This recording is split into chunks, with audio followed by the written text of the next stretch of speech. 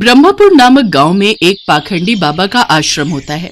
उस गांव के सभी लोगों का बाबा पर बड़ा विश्वास था। वो अपनी परेशानियों का हल ढूंढने या झाड़ फूंक करवाने बाबा के पास जाते थे। वो पाखंडी बाबा उन सीधे साधे लोगों को अंधविश्वास में फंसाकर उनसे पैसे ऐंठता रहता है। आयुष्मान भव। बाबा, मैं कई सालों से औलाद सुख के लिए तड़प रहा हूँ। मेरी शादी को 10 साल हो गए, लेकिन अभी तक मेरे घर बच्चे के किलकारियों से वंचित है। कृपा करके हमें कोई ऐसा रास्ता दिखाएं कि मेरी बीवी की सूनी गोद जल्द ही भर जाए। इसके लिए तुझे बकरी की बलि देनी होगी। बोल, तू तैयार है? लेकिन बलि देना तो पाप है ना बाबा। मूर्ख, अब तू तय करेगा कि क्या सही है और क्या गलत। इन्हें माफ कर दीजिएगा बाबा जी, इनसे भूल हो गई। हम बच्चे के लिए कुछ भी करेंगे, बलि भी देंगे। तो ठीक है, कल आश्रम में बलि चढ़ाने का महायज्ञ है। कल बकरी लेकर आ जाना। कल ही हम उसकी बलि देंगे और तुम्हें सारे कष्टों से छुटकारा मिल जाएगा। सुनो शिष्य, कल के महायज्ञ में बलि चढ़ाने के लिए एक बकरी का इंतजाम किया जाए। जो आज्ञा बाबा जी, हम अभी जाकर बकरी का इंतजाम करते हैं। लेकिन अगर आप बुरा न माने तो मैं क्या आपसे कुछ पूछ सकता हूँ बाबा जी? पूछो वत्स, क्या पूछना है? अपनी मनोकामना पूर्ण करने के लिए बकरी की बलि देने वाली बात मुझे कुछ समझ नहीं आई। क्या किसी की बलि देना जरूरी है? बलि देने से भगवान प्रसन्न होते हैं और हमारी सारी मनोकामना पूर्ण होती है। माफ करना बाबा जी, लेकिन आपकी इस बात से मैं सहमत नहीं हूँ। समस्त सृष्टि के जन्मदाता और मृत्युदाता तो ईश्वर हैं। फिर अबोध प्राणी की बलि लेकर आखिर वो कैसे प्रसन्न हो सकते हैं? और किसी की जान लेना तो पाप ही होता है ना बाबा जी। और किसी की जान लेकर कोई भी कामना पूर्ण नहीं होती। खामोश, तुम दोनों ये क्या अनाप शनाप बक रहे हो? मेरे आश्रम में तुम दोनों को मेरे जैसा महात्मा बनना है या नहीं? बनना है बाबा जी, बनना है। तो फिर जो मैं कहूं उसका पालन करो। अब जाओ और बलि के लिए बकरी लेकर आओ। जी बाबा जी, जैसी आपकी आज्ञा। इसके बाद वो दोनों बलि के लिए बकरी खरीदने निकल पड़ते हैं। रास्ते में चलते चलते वो दोनों शिष्य आपस में बात करते हैं। रामू, बलि देने के लिए बकरी का इंतजाम करके हम दोनों कहीं किसी पाप के भागीदारी तो नहीं बनने जा रहे? श्यामू, मुझे भी यही लग रहा है। अपनी मनोकामना पूर्ण करने के लिए किसी निर्जीव की बलि देना ठीक बात नहीं है। तुम बिल्कुल ठीक कह रहे हो रामू, लेकिन हम कर भी क्या सकते हैं? बाबा जी से सिद्धि प्राप्त करने के लिए हमें अपना मुंह बंद रखना होगा। हाँ, और वो जो कहें उनकी बात को मानना होगा। कुछ ही देर बाद वो दोनों शिष्य बात करते हुए देनदार के घर पहुंच जाते हैं। उस घर के बाहर कुछ बकरियां बंधी हुई होती हैं। उन दोनों शिष्यों को आता देख काली और गोरी बकरी आपस में बात करने लगती हैं। देखो झुमरी, वहां देख, हमें खरीदने कौन आ रहा है? हमें नहीं, सिर्फ मुझे। ये साधु मुझे खरीदने आ रहे हैं क्योंकि मैं तुझसे ज्यादा सुंदर भी हूँ और तंदुरुस्त भी। वो सब तो ठीक है, लेकिन ये दोनों साधु तुम्हें खरीद के करेंगे क्या? वो मुझे अपने आश्रम में ले जाकर मेरी खूब सेवा पानी करेंगे। हर रोज मुझे ताजा ताजा हरा हरा चारा खिलाएंगे, मेरे साथ खेलेंगे, मेरा ध्यान रखेंगे और फिर मैं भी इन्हें ढेर सारा ताजा ताजा दूध दूंगी। अरे वाह, फिर तो बड़ी ही किस्मत वाली बकरी होगी वो, जिसे ये साधु बाबा अपने साथ ले जाएंगे। हाँ, और वो खुशकिस्मत बकरी मैं ही हूँ। देख लेना तुम, वो मुझे ही अपने साथ लेकर जाएंगे। हाँ। उन दोनों बकरियों को तो यही लग रहा था कि ये दोनों साधु बाबा है और उन्हें खरीद कर आश्रम में ही ले जाएगा, मगर वो इस बात से बिल्कुल अनजान थी कि ये पाखंडी बाबा के 2 शिष्य थे और वो तो बकरी बलि देने के लिए लेकर जाने वाले हैं। फिर वो दोनों शिष्य देनदार लखन से मिलते हैं। बाबा जी की जय। पाए लागू महाराज। कहिए महाराज, आज यहाँ कैसे आना हुआ? दरअसल बात यह है, बाबा जी ने हमें यहाँ एक बकरी खरीदने के लिए भेजा हुआ है, मगर बकरी सुंदर होने के साथ साथ तंदुरुस्त भी होनी चाहिए। सुना तुमने काली बकरी? उन्हें खूबसूरत और तंदुरुस्त बकरी की ही तलाश है और वो तो बस मैं हूँ। तब तो महाराज आप मेरी वो गोरी बकरी ले जाइए। वो खूबसूरत भी है और तंदुरुस्त भी है। देखा, मैं ना कहती थी कि वो मुझे ही ले जाएंगे। यार, तू तो सच में बड़ी ही किस्मत वाली है। वो तो मैं हूँ ही। ये लीजिए आपकी बकरी के पैसे। शुक्रिया महाराज। माफ करना महाराज, मैं एक बात बताना तो भूल ही गया। ये बकरी हर रोज 8 किलो दूध देती है। अरे, हमें इससे क्या करना? यह बकरी हमें दूध के लिए थोड़ी ना चाहिए, बल्कि इसका इस्तेमाल तो हम बलि चढ़ाने के लिए करेंगे। कल सुबह तक तो ये बकरी भगवान को प्यारी हो जाएगी। ये बात सुनते ही मानो गोरी बकरी के पैरों तले जमीन खिसक जाती है। बकरी की आंखों में आंसू आ जाते हैं। माफ करना बहन, मुझे अपनी तंदुरुस्ती और खूबसूरती पर बहुत ही घमंड था, मगर मैं ये नहीं जानती थी कि मेरी यही खूबी मेरी मौत का कारण बन जाएगी। ये लीजिए महाराज आपकी अमानत, आपकी बकरी। कुछ ही देर में वो दोनों बकरी को लेकर बाबा जी के आश्रम में पहुंच जाते हैं। बाबा जी की जय। बाबा, हम ये बकरी ले आए। अब कल सुबह ही तुम इस बकरी को स्नान करवाकर बलि के लिए हाजिर करना। आज इस बकरी का आखिरी दिन है। ये बात सोचकर ही मुझे रात भर नींद नहीं आई, लेकिन हम कर भी क्या सकते हैं? बाबा जी का हुक्म टाल भी तो नहीं सकते ना। दोनों की बातें बकरी बड़े ध्यान से सुनती है और ये जानकर कि बाबा जी के शिष्य उसकी बलि देने के खिलाफ हैं, उसकी जान में जान आई। चुपचाप मौत को गले लगाने से अच्छा है कि एक बार उससे डटकर मुकाबला किया जाए। बकरी को नहलाने के बाद जैसे ही वो दोनों बकरी को आश्रम की ओर लेकर चलते हैं, तभी रास्ते में बकरी ने उनसे कहा, आप दोनों की बातें सुनकर मुझे ऐसा लगा कि आप दोनों भले इंसान हो, इसलिए मैंने सोचा कि मरने से पहले आप दोनों से एक बात साझा करके ही मरूं। अच्छा, वो क्या बात है? मैं जानती हूँ कि आज मेरी बलि देकर मुझे मार दिया जाएगा, लेकिन फिर भी मैं आज बहुत खुश हूँ। अच्छा, लेकिन वो क्यों? क्योंकि मुझे तुम्हारे उस बाबा जी पर हंसी आ रही है।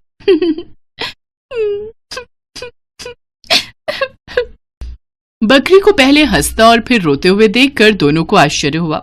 तभी पहले शिष्य ने बकरी से पूछा, सुनो बकरी, आज तुम्हें मार दिया जाएगा, ये जानते हुए भी तुम पहले हंसने लगी और फिर अचानक ही तुम रोने लगी। ये बात हमें कुछ समझ नहीं आई। बताओ तो, तुमने आखिर ऐसा क्यों किया? ये एक राज की बात है और मेरी मौत के बाद तुम्हें इस बात का पता चल जाएगा। बाबा जी, आज एक अजीब घटना घटी। कैसी घटना?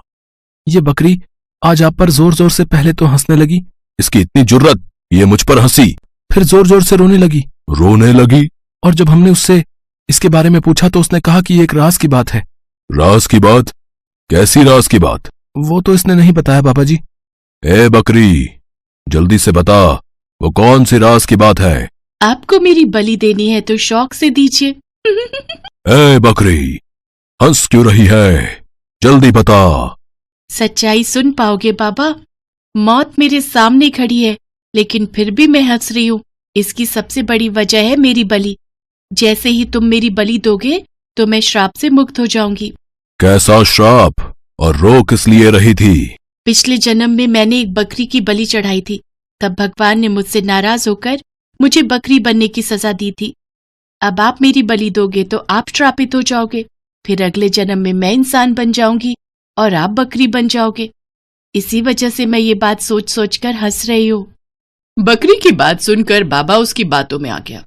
उसे अपने अगले जन्म की चिंता सताने लगी। फिर बाबा ने कसम खाई कि वो कभी भी बकरी की बलि नहीं चढ़ाएगा। शिष्यों, आज से हमारे आश्रम में किसी भी तरह की बलि नहीं दी जाएगी। आज से ये बकरी हमारी प्रिय बकरी होगी। उसको साफ सुथरी जगह पर रखा जाए। हर रोज इसको ताजा ताजा चारा खिलाया जाए। इसको बाहर घुमाने लेकर जाओ और इसकी खूब सेवा पानी करो। ये अब मैं रोज ताजा ताजा दूध दूंगी।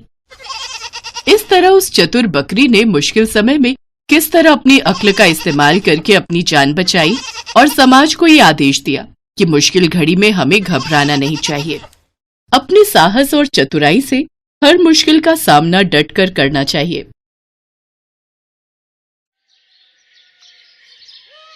राजेश नाम का एक ऑटो वाला ऑटो चलाया करता था। उसकी बीवी शीतल और 7 साल का बेटा राजू था। वो अपने परिवार के साथ हंसी खुशी जिंदगी बसर कर रहे थे। अजी सुनती हो? हाँ, आ रही हूँ अभी। देखो मैं तुम्हारे लिए क्या लेकर आया हूँ। हाँ बोलिए, क्या हुआ? और इस पैकेट में क्या है? खुद ही देख लो, ये लो खोलो। इसमें तो साड़ी है जी। हाँ पता है मुझे। ये साड़ी किसके लिए है? अरे मेरी प्यारी बीवी, ये तुम्हें दी है तो तुम्हारी हुई ना। ये तो बहुत प्यारी है, पर इसकी क्या जरूरत थी? इतना तो हम पैसा बचा भी नहीं पाते। और ये फालतू के खर्चे क्यों किए आपने? अरे पगली, मैं वैसे भी तुझे कहाँ कुछ दे पाता हूँ। एक साड़ी ही तो है। तू कभी कुछ नहीं मांगती मुझसे। आज थोड़ा धंधे में मुनाफा हुआ तो सोचा आज तेरे लिए एक साड़ी ले चलता हूँ। बहुत दिन से तुझे कुछ दिया ही नहीं। मैं जानती हूँ हालातों को, तभी तो आपसे कुछ नहीं मांगती। चल अब ये बेकार की बातें बंद कर और इसे पहन कर दिखाओ, देखूं तो इसमें मेरी बीवी कितनी सुंदर दिखती है। शीतल साड़ी पहनने अंदर चली जाती है और थोड़ी देर में साड़ी पहनकर बाहर आती है। आहा, देखा साड़ी कितनी सुंदर लग रही है तुझ पर, ये रंग तुझ पर बहुत खिल रहा है। इसी तरह हंसी खुशी से दिन बीत रहे थे। अचानक से राजेश की पत्नी शीतल बीमार हो जाती है और डॉक्टर की फीस और दवाइयां देते देते राजेश को अपना ऑटो बेचना पड़ जाता है। अब तो मेरे पास पैसे भी खत्म हो गए और शीतल की तबीयत में कोई सुधार भी नहीं हो रहा। अब पैसे कहाँ से आएंगे? शीतल को इस हालत में नहीं देखा जाता। ऐसा करता हूँ, अपना ऑटो बेच देता हूँ। राजेश ये सोचकर अपनी ऑटो लेकर एक दुकान पर पहुंचता है। भाई, मुझे ये ऑटो बेचना है। क्यों भाई, इस ऑटो में कोई खराबी है? ऑटो में कोई परेशानी नहीं है, मुझे पैसों की सख्त जरूरत है। मेरी बीवी बहुत बीमार है और मुझे पैसों की जरूरत है, इसलिए मुझे ऑटो बेचना पड़ रहा है। अरे भाई, अगर ऑटो बेच दोगे तो घर का खर्चा कैसे चलाओगे हैं? हाँ, पर बीवी की तबीयत भी तो देखनी है।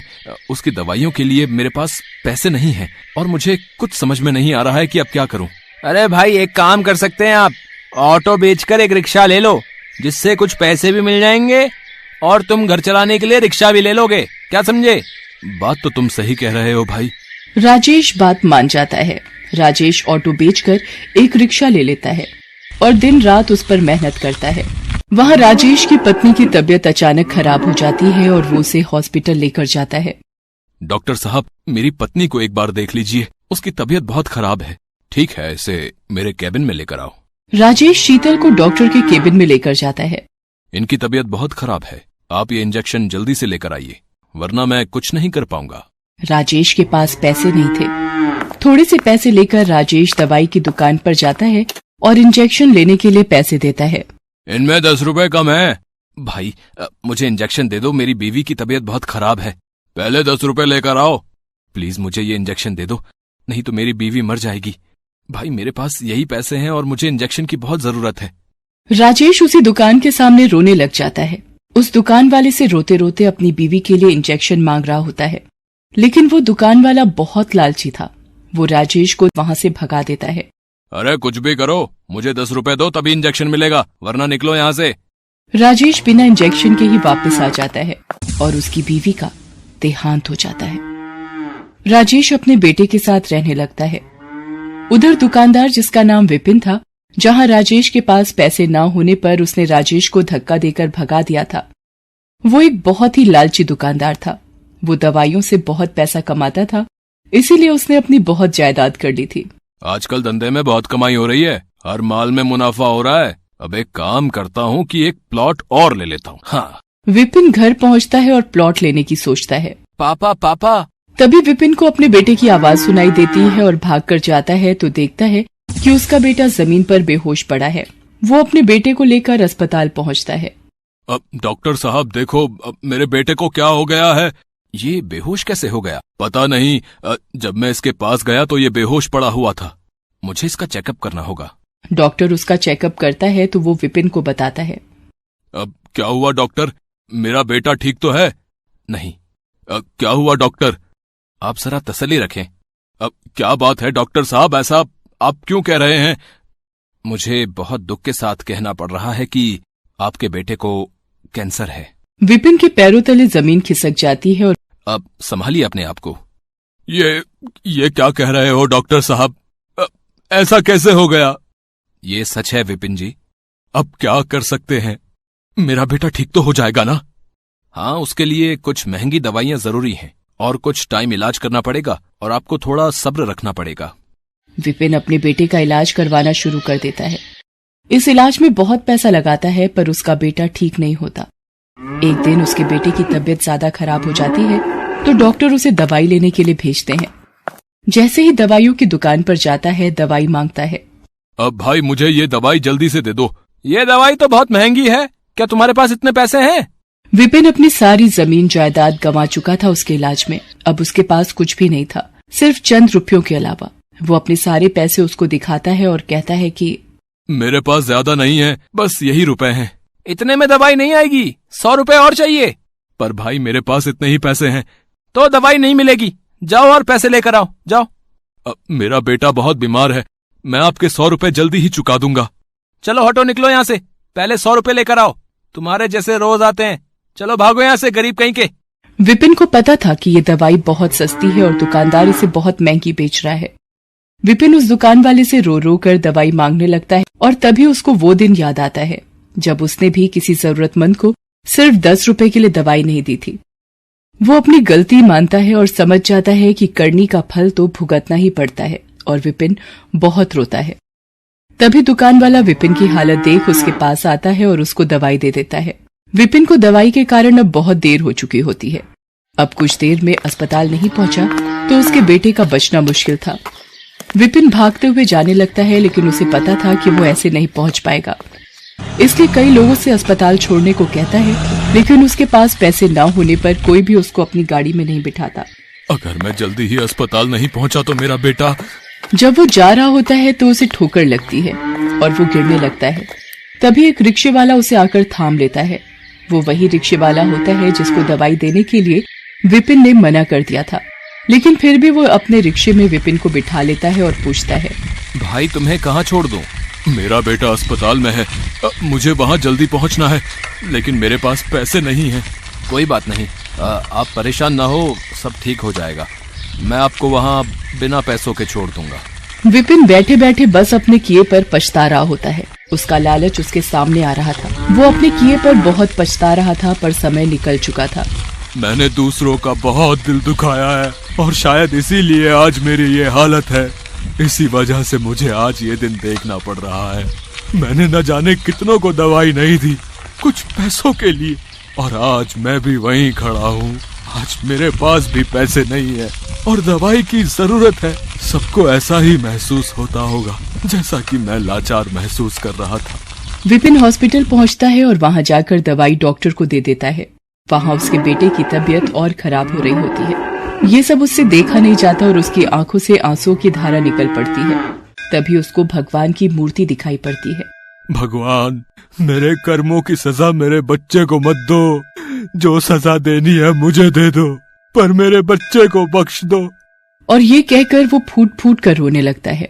तभी डॉक्टर वहां आते हैं और बताते हैं कि उनका बेटा अब ठीक है।